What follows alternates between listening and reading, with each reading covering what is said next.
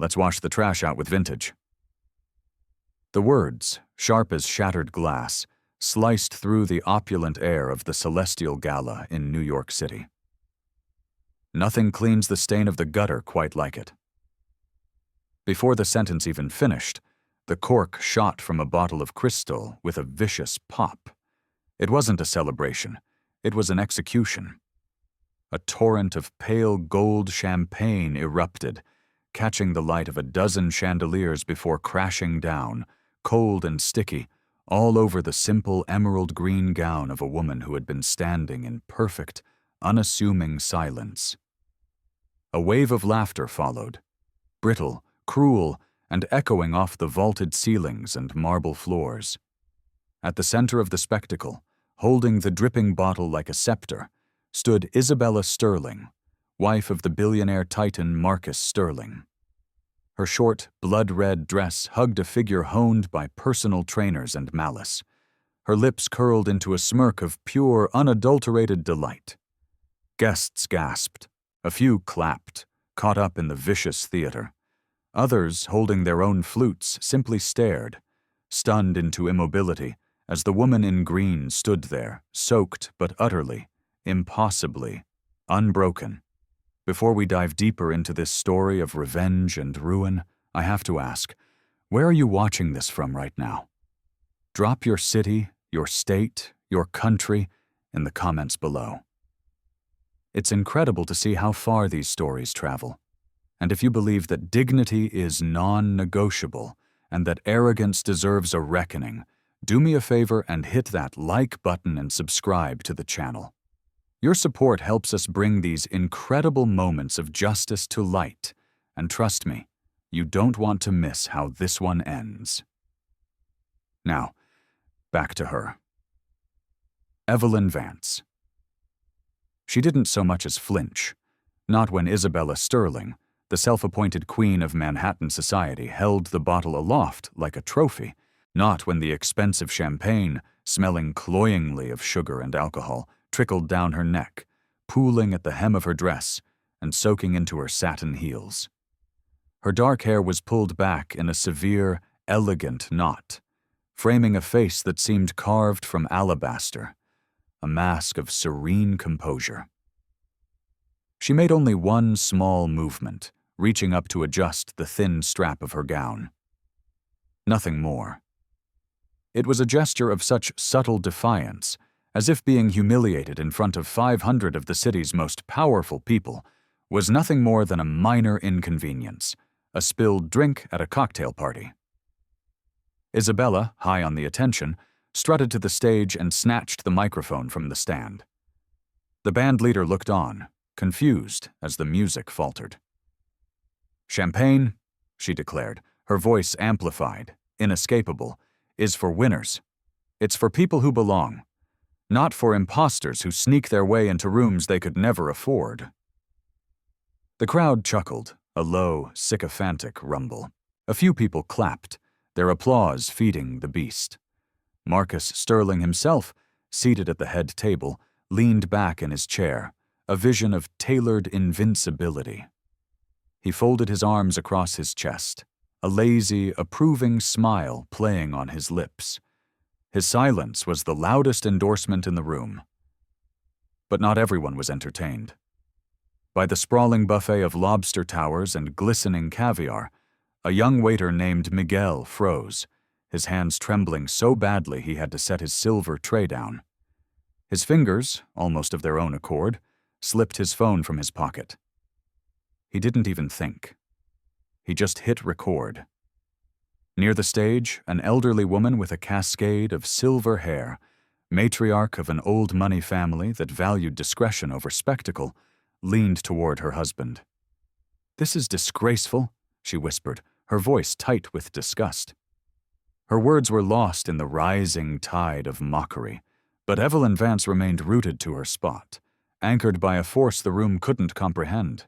There were no diamonds flashing at her throat, no entourage of bodyguards parting the way for her. There was nothing for this room to respect but the profound weight of her silence. And that silence was becoming heavier than all the gold and marble in the building. Years ago, in smaller rooms with cheaper wine and even crueler whispers, she had learned to swallow ridicule. She had choked it down, let it burn in her stomach, and used it as fuel. But tonight was different. Tonight, she would not be swallowing anything. Isabella raised her hand again, snapping her fingers with the sharp crack of a whip. "Security," she commanded, her voice dripping with the pleasure of absolute power. "Get her out of here before her stench of desperation ruins my party." Two burly men in black suits detached themselves from the wall, their faces impassive. They began to move through the crowd, a human battering ram parting the sea of silk and tuxedos. They were heading straight for Evelyn, and still, she did not move. The microphone crackled again as Isabella, flawless and terrible in her red dress, savored her victory lap. "Look at her," she sneered, sweeping a perfectly manicured hand toward Evelyn. "Drenched and silent. Does that look like power to you?" A fresh wave of laughter swept through the hall, the ugly kind that feeds on the humiliation of another. Some guests had the decency to look away, their discomfort visible, but many more leaned in, their faces hungry for the final act of this public execution. Marcus Sterling remained seated, a king observing the games, his approving smirk a permanent fixture on his handsome face. His silence was his signature on his wife's cruelty. Under the brilliant, unforgiving light of the chandeliers, Evelyn remained motionless. The champagne clung to the emerald fabric of her dress, darkening the soft green to a deep, bruised jade, like the stain of battle on a silken banner. With a grace that defied the situation, she smoothed the line of her dress, as if the mess were nothing more than a bit of rain. Her gaze finally lifted, steady and unshaken, and it sliced through Isabella's triumphant smirk without a single word. Near the buffet, Miguel, the young server, held his breath. His phone was now live streaming, the view count already ticking into the hundreds. He framed Evelyn's resolute figure, then panned to capture Isabella basking in her own viciousness. "This isn't right," he whispered to the anonymous audience watching through his screen. At her table, the silver-haired woman, Mrs. DeWitt, gripped her husband's arm. "This is shameful," she muttered again, her jaw tight. Her husband nodded, his eyes darting nervously toward the security guards who were now just feet away from Evelyn. Isabella tilted her head, a predator savoring the kill. "You see," she said into the microphone, her tone sharp enough to draw blood, "this is what happens when you try to buy your way into worlds you don't belong in."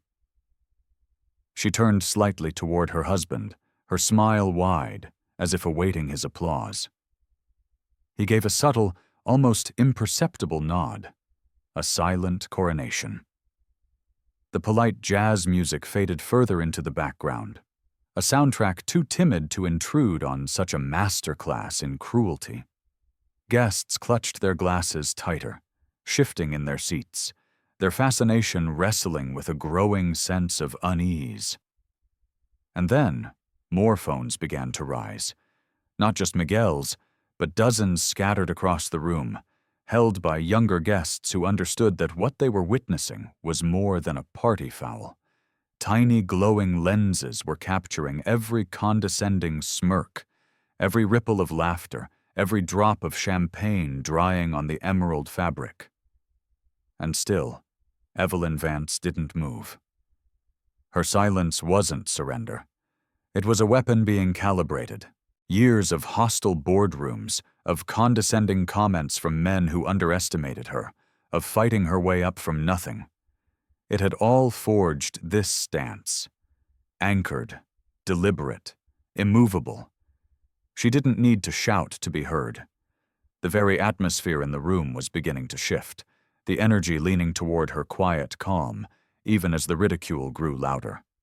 Isabella tapped the microphone again, her patience wearing thin. "Security, escort her out. She's killing the mood."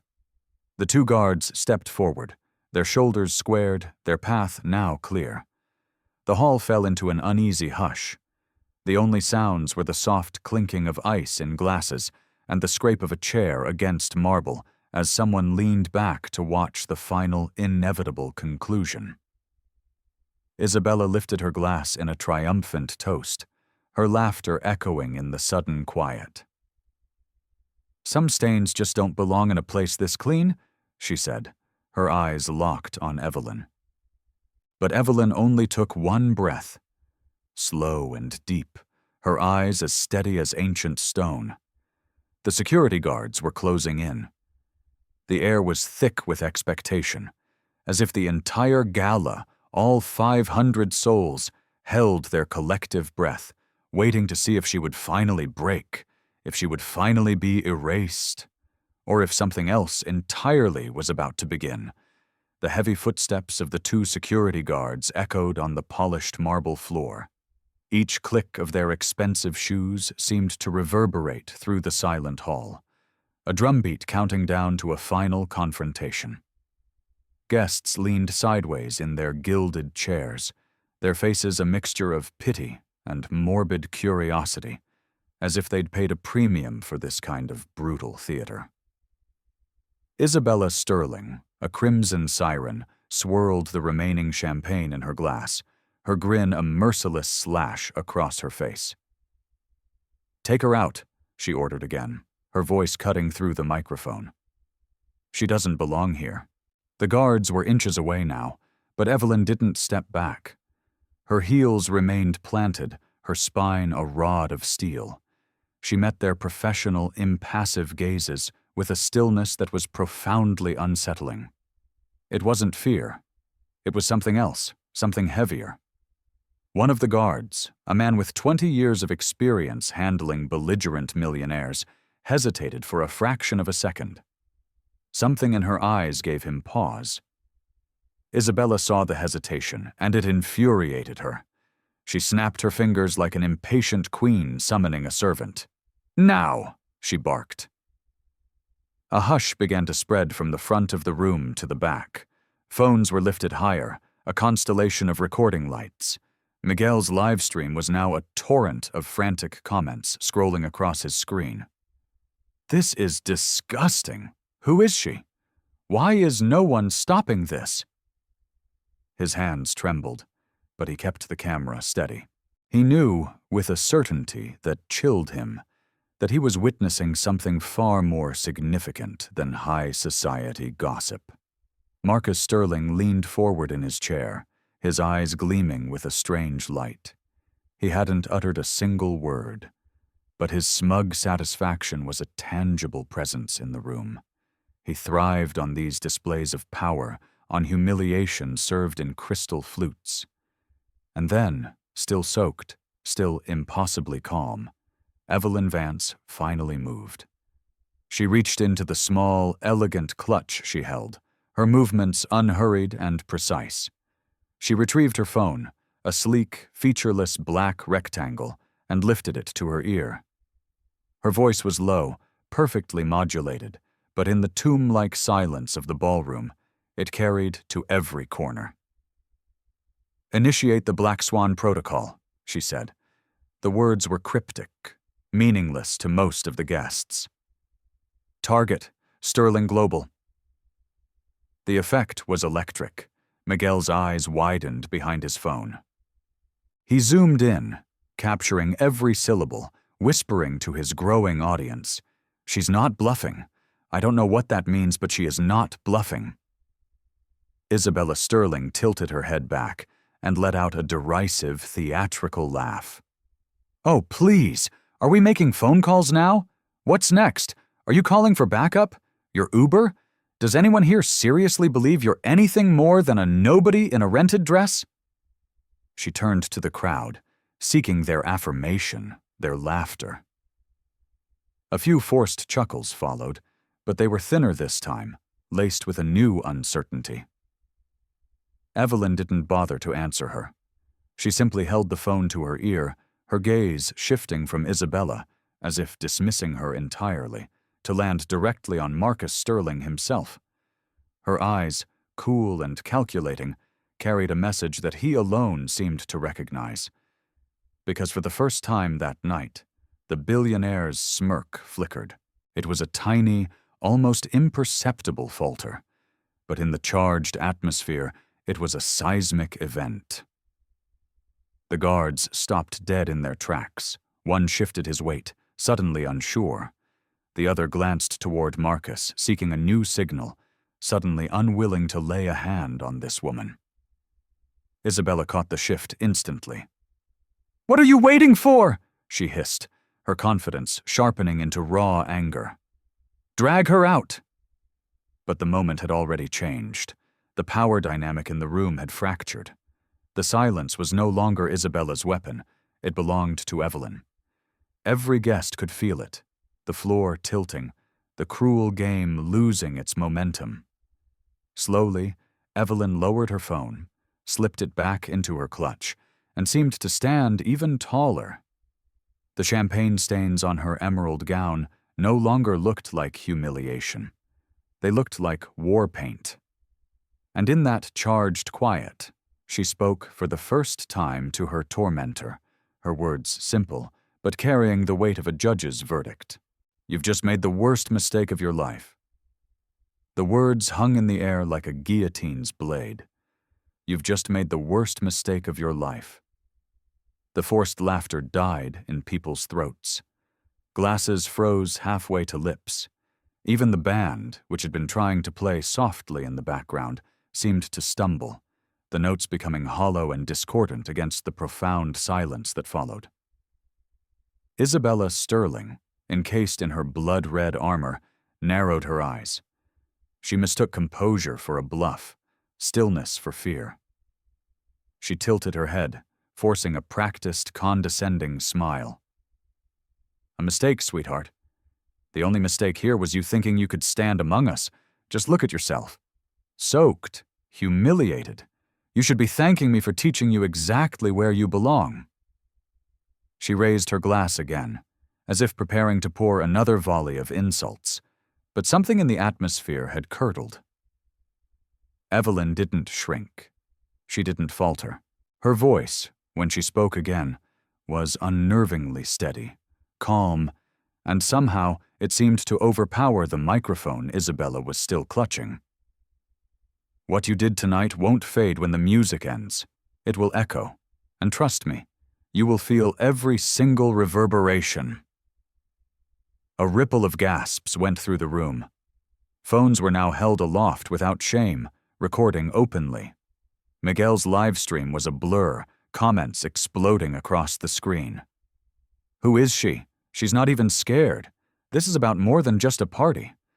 The security guards lingered, their hands hovering uselessly a few feet from her arms. They were paid to enforce Isabella's commands, but the sheer, unshakable authority in Evelyn's posture gave them pause. For a long, tense moment, no one moved. Marcus Sterling shifted in his chair.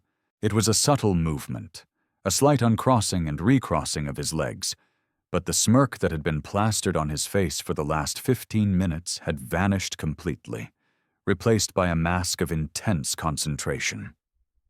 His wife noticed his unease, and her lips tightened into a furious line as she snapped, "What are you all waiting for? Do your job!"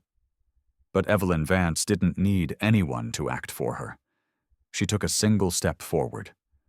The water-darkened silk of her dress clung to her, yet she moved with the grace and purpose of a queen in full regalia. She met Isabella's furious eyes, her own gaze unblinking. "You think champagne can erase a person?" she asked, her voice dangerously soft. "No. What it erases is the mask." The crowd stirred. A murmur passed from table to table, uneasy, uncertain. These people had seen arrogance before. They lived and breathed it. But they had never seen it turned against itself with such surgical precision. Isabella laughed again, but it was too loud this time, too forced. The sound was brittle, like thin ice cracking. "You're nothing. Do you hear me? Absolutely nothing. This is my husband's world, not yours." Evelyn let the words wash over her. just as she had let the champagne. Then she spoke once more, each syllable precise, deliberate, and final. "Your husband's world?" she repeated softly. "Then watch it collapse." The room seemed to shiver. Every phone captured the moment. At her table, Mrs. DeWitt leaned closer to her husband, whispering, "My God, I think she means it." Her husband nodded grimly, his eyes locked on the poised, solitary figure who was single-handedly holding the room hostage. Marcus Sterling leaned forward now, finally breaking his long silence. His voice was low, but it carried the distinct vibration of a threat. "Who, exactly, do you think you are?" The answer didn't come. Not yet. Evelyn only turned her head slightly, her eyes burning with a calm, terrifying fire. She didn't need to explain herself. The weight of her silence was already a louder introduction than any name. The guards were frozen, caught between two opposing commands, Isabella's frantic barks and the quiet, immovable authority radiating from the drenched woman who was no longer acting like a guest at all. The entire hall held its breath, balanced on the precipice of a revelation. And in that charged moment, every single person in the room knew. The game had just been irrevocably altered, and power was no longer sitting at the head table. The silence was a living thing now, a physical presence pressing against the gilded walls of the ballroom, heavy and unrelenting. Isabella Sterling, radiant in her crimson dress, blinked once, then snapped her fingers at the guards again, a desperate, frantic gesture to reclaim control of a room that was slipping through her fingers. "Why are you just standing there? Remove her!" But the guards were paralyzed, exchanging nervous glances. They understood a truth that Isabella, in her insulated world, could not. Authority didn't always come from volume. They could feel it, a palpable gravity emanating from the woman in the dripping emerald gown, a weight that Isabella's shrieking could not imitate. From his corner of the room, Miguel's live stream ticked past 500, then 1,000 viewers.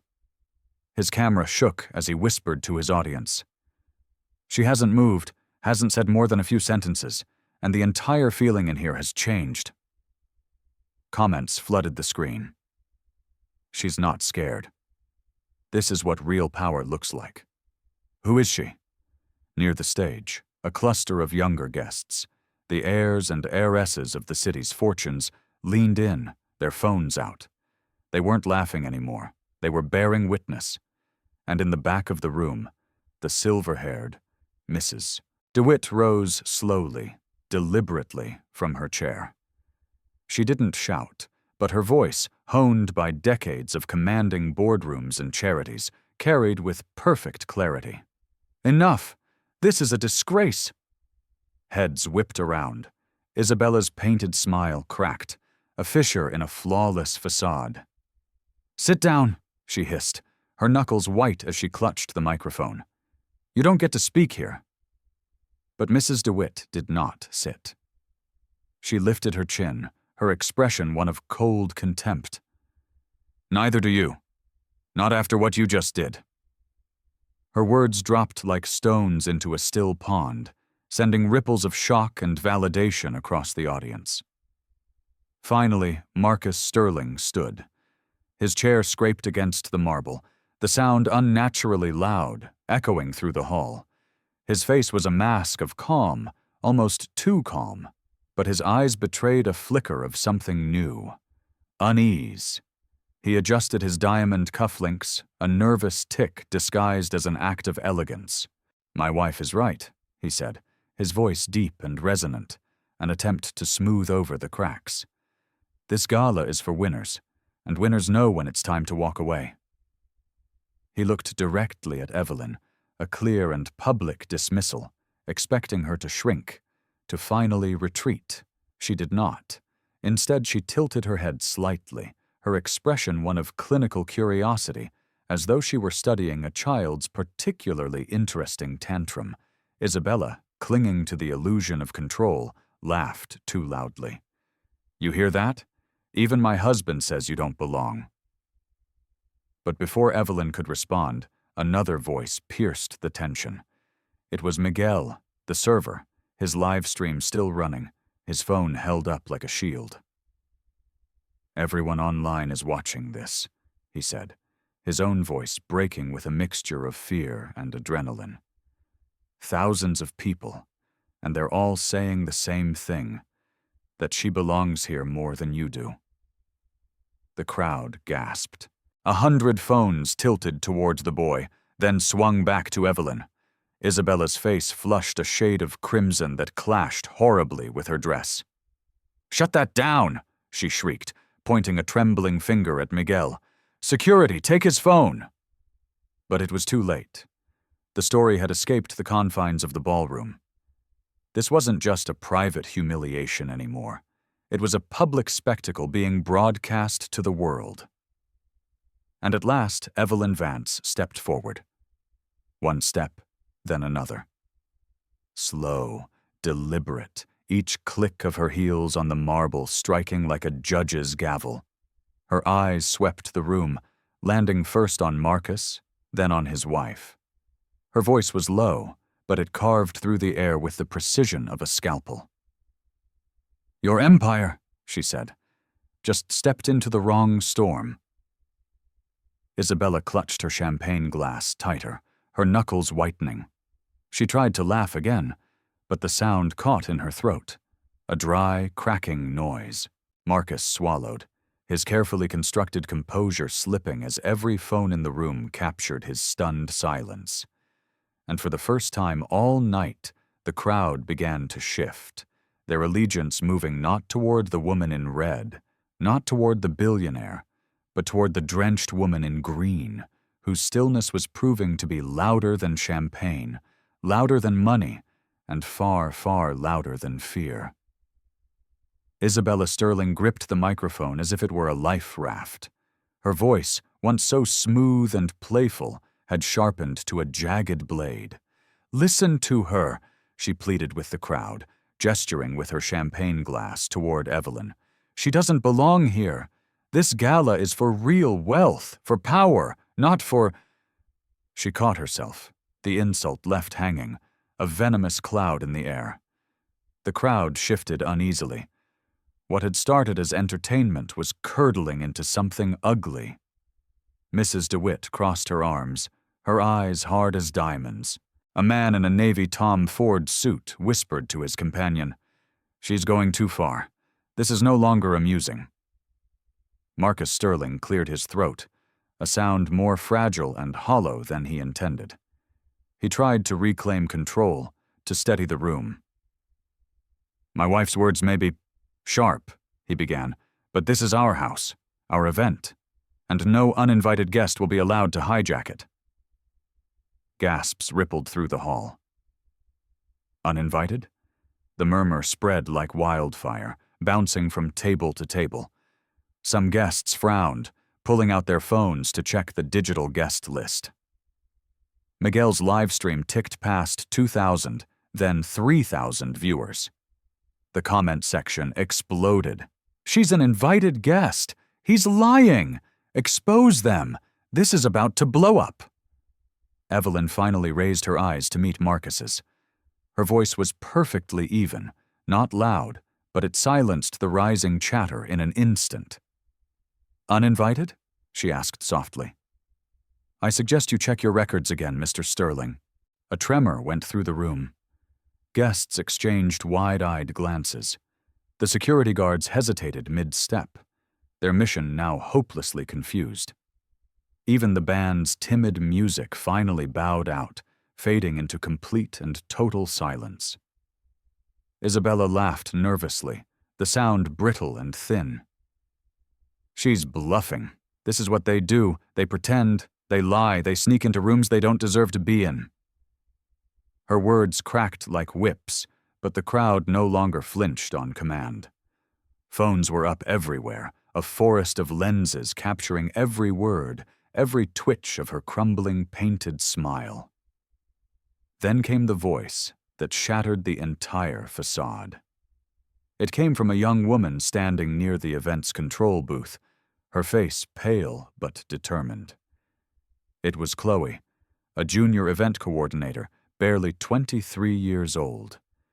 Her hands shook, but her voice did not. "I saw her name on the master list this morning," she announced, her voice ringing with the clarity of truth. "Her reservation was flagged. Priority 1. She was absolutely supposed to be here." The room erupted. Gasps, whispers, shouts of disbelief. Miguel swung his camera toward Chloe, capturing her brave, terrified face. The livestream chat went into a frenzy. "Proof! She's legit! Game over for the Sterlings!" Isabella spun on her heel, her face draining of all color beneath the chandelier's golden glow. "You don't know what you're talking about," she spat at the young coordinator. "You'll be fired by morning. Stay out of this." But Chloe held her ground, lifting her chin. "I won't lie for you. Not for this." The tension in the ballroom snapped like a high-voltage wire. Marcus Sterling clenched his jaw, but it was too late. The narrative had been ripped from his hands. The crowd had turned. They weren't laughing at Evelyn anymore. They were watching him, waiting. Slowly, Evelyn turned, her champagne-soaked dress glistening under the lights. Her silence pressed down on the room, heavier and more damning than any accusation. She didn't need to raise her voice. The room already belonged to her. She looked once more at the billionaire, her gaze sharp enough to cut through steel. "So," she said softly, "tell them again, Marcus. Am I uninvited?" Marcus Sterling's lips parted, but no words came out. Cameras flashed, phones streamed, and in that moment of frozen, guilty silence, the empire he thought was untouchable began to tremble. Marcus's lips moved, a fish gasping for air, but no sound emerged. The silence was merciless, a vacuum that swallowed his authority whole. His wife, Isabella, refusing to surrender, stepped forward and filled the void with pure venom. "Enough of this!" she barked into the microphone, her voice cracking under the strain of 1,000 watching eyes. "She obviously forged her way in. It's all a scam. Security, remove her immediately. And if anyone here is gullible enough to believe this performance, you're being played." The words echoed, but they sounded desperate now, not commanding. A few guests gasped, but many more frowned. The lie was too blatant, too clumsy. It landed with a thud. Phones tilted higher, catching the brittle, panicked edge in her tone. The two security guards shifted uncomfortably. Their hands hovered near Evelyn, but they seemed magnetically repelled, refusing to make contact. Their hesitation was no longer subtle. It was a public declaration of uncertainty, broadcast to every lens in the room. Isabella's eyes flared with rage. "Do it!" she snapped. And then, the unthinkable happened. One of the guards, the older one, slowly, deliberately, shook his head. He took a half-step back. The other guard immediately followed suit, lowering his hands completely. A collective murmur swept through the crowd, an electric spark in the air. Power was visibly slipping from Isabella's grasp, and everyone could feel it. Evelyn Vance finally moved again, just one step forward, but it sent a tremor through the room.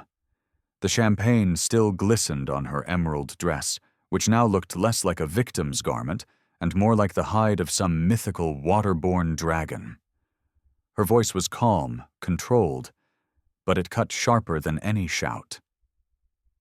"Touch me," she stated, "and you will never work in this city, in this industry, ever again." The words weren't a threat.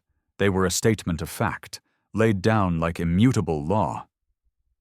The guards froze in place. Guests exchanged frantic glances, whispers rising to a fever pitch. She knows something. She has real power. Who is she? Isabella scoffed, but the sound was hollow, a ghost of her former arrogance. Big words for someone who showed up dripping in cheap fabric. She tried to laugh, but it cracked midway through, thin and forced. Evelyn turned her gaze back to her, eyes steady, voice unwavering. "This cheap fabric doesn't cancel billion-dollar deals," she said. "But I do." The room exploded. Phones jerked upward. Gasps turned into open-mouthed stares. Mrs. DeWitt placed a hand over her heart. Miguel's live stream surged with a tidal wave of comments. "She's in control! This is wild! Watch the empire crumble!" Marcus Sterling finally stepped forward, his voice low, almost pleading now. "Who are you?" The answer didn't come. Not yet. Evelyn's silence stretched, taut and deliberate. Every second of it tightened the invisible noose around the Sterlings. Then Chloe, the junior coordinator, spoke again from the side of the room, her voice trembling but her words strong. "She's not lying. I saw her clearance level in the system. It was executive level override, owner privileges." The gasp this time was collective, a thunderclap rolling through the crowd. Phones captured every syllable. Live streams carried the shocking revelation to tens of thousands of viewers beyond the ballroom walls. Isabella went pale, her lips parting in disbelief. No, that's impossible," she stammered, but her confidence had been utterly shattered. Evelyn finally spoke again, her words soft but carrying the finality of a death sentence. "It's not impossible," she said. "It's inevitable." And with that, the balance of power in the room didn't just shift. It broke. The crowd was leaning toward her now. Not Isabella, not Marcus, but the drenched, silent force who had waited for this exact, perfect moment. The ballroom was no longer a party. It was a courtroom. And Evelyn Vance stood at its center, both witness and judge. Every camera was pointed at her. Every breath in the hall was measured against her silence. Isabella Sterling clutched the microphone, her knuckles bone white, her laugh brittle and sharp. "Executive privileges? Owner clearance?" She spat the words like poison. "You think anyone in this room will believe a soaked stranger over me? Look around. This is my world. These people came to see us, not you." But the crowd didn't cheer. They didn't nod their agreement. They just watched, silent and waiting. Miguel's live stream counter surged past 50,000, then 100,000. The comments rolled like a tidal wave. "She's the owner! Game over! Expose them!" Marcus shifted uncomfortably beside his wife, a fine sheen of sweat prickling at his temples.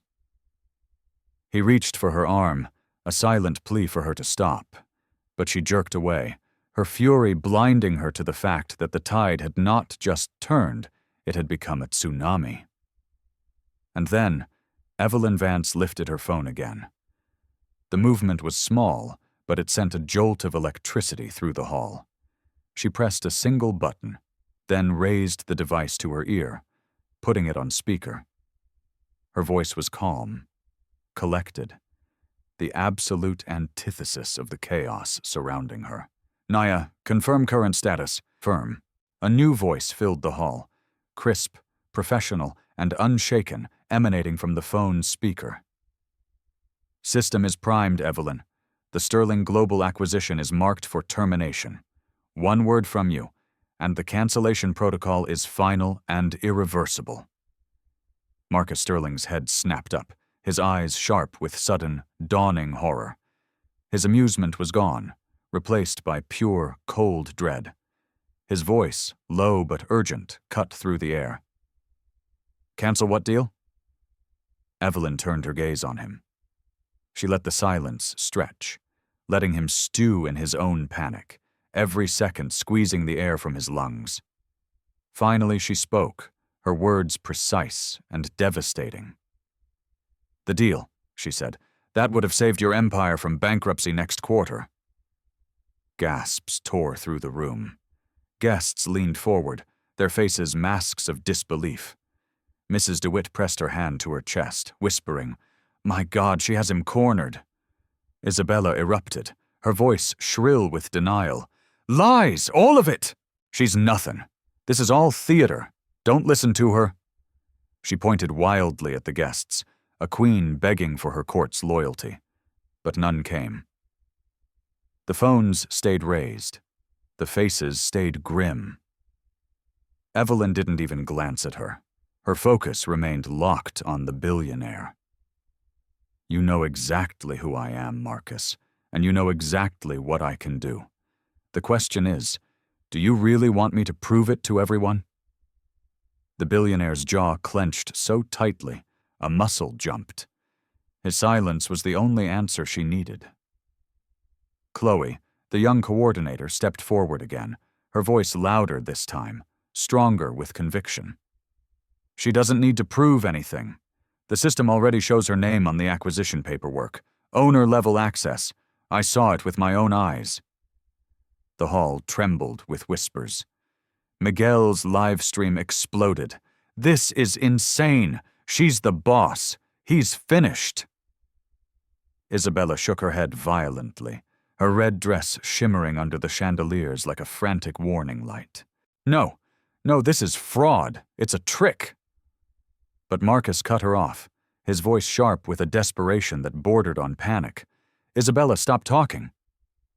The command finally silenced her, but it was far, far too late. The damage was done. The room no longer belonged to them. It belonged to the drenched woman in the emerald green dress, who stood still and steady, phone in hand, waiting for the perfect moment to burn everything to the ground. And everyone in the hall knew they were just seconds away from watching an empire collapse in real time. Evelyn Vance did not move. She let the tension in the room tighten like a garrote, let the silence gnaw at Marcus Sterling's nerves until he visibly shifted on his feet, a man cornered by his own creation. The ballroom was a furnace, and every eye was fixed on her. Finally, she raised her phone once more, pressing it lightly to her ear, taking it off speaker. Nia, she said, her tone as calm as stone. Hold the command. I want him to hear it from me first. Marcus's throat worked as he swallowed. Who are you? He demanded, his voice lower now, stripped of all its former arrogance, leaving only raw, desperate curiosity. Tell me your name. Evelyn lifted her chin. The champagne still glistened on her dress, dripping slowly onto the marble floor, but her voice was as solid as the bedrock beneath the city. You know my name, Marcus. You've seen it on every single document your lawyers have pushed across the table for the last 6 months. Murmurs rippled through the stunned crowd. Marcus's face went from pale to ashen. His lips parted, but no words came. His wife clutched his arm, her eyes wild with confusion. She's bluffing. She has to be bluffing. But then Evelyn stepped closer, each heel strike on the marble echoing like a gavel. Her words were clear, final, and utterly impossible to misinterpret. I am the head of the Vance Consortium. I am the one acquiring your empire. And tonight, you and your wife poured champagne on the woman who owns your future. The collective gasp that followed shook the very foundations of the room. Guests leaned forward, jaws slack, while a storm of camera flashes captured the exact moment the truth shattered the gala's glittering illusion. Isabella tried to laugh, but it came out as a jagged, broken sound. You? You're nothing but... She never finished the sentence. Because at that precise instant, the massive LED screen behind the stage flickered to life. The gala's elegant slideshow froze, then shifted, replaced by the breaking news banners of a major financial network. The headlines rolled across in bold, blood-red letters. Sterling Global Acquisition Deal in Jeopardy. Sources confirm negotiations have suddenly faltered. Investors panic as Billionaire's holdings plummet in after-hours trading. The room gasped as one. Marcus spun toward the screen, his face a mask of horror. His wife's champagne glass slipped from her numb fingers, shattering on the marble floor with a sound that was deafening in the sudden silence. Evelyn didn't even flinch. She spoke into her phone, her voice steady and clear. "Proceed, Nia." Nia's reply was crisp, decisive, and utterly final. "Cancellation protocol confirmed. The deal is void." Marcus Sterling staggered back, his mask of composure finally crumbling into dust. "No," he breathed. "No, you can't. Do you have any idea what you've just done?" Evelyn's gaze didn't waver. "I know exactly what I've done. I gave you an opportunity, a lifeline, and your wife turned it into a public spectacle. So I turned it into a verdict." The hall erupted. Not with laughter this time, but with a cacophony of voices, of awe, of disbelief, of shock. Some guests began to clap, others shouted, and everyone filmed with trembling hands. Miguel's livestream comment feed became an unreadable blur. "She owns him! This is justice! This is empire falling in real time!" Isabella clutched her husband's arm, her eyes wide with panic. "Say something, stop her!" But he couldn't. His silence was louder than her screams. The empire had cracked, and every guest in the room had just witnessed the first fatal fracture. Evelyn Vance stood tall in her soaked dress, her posture unshaken.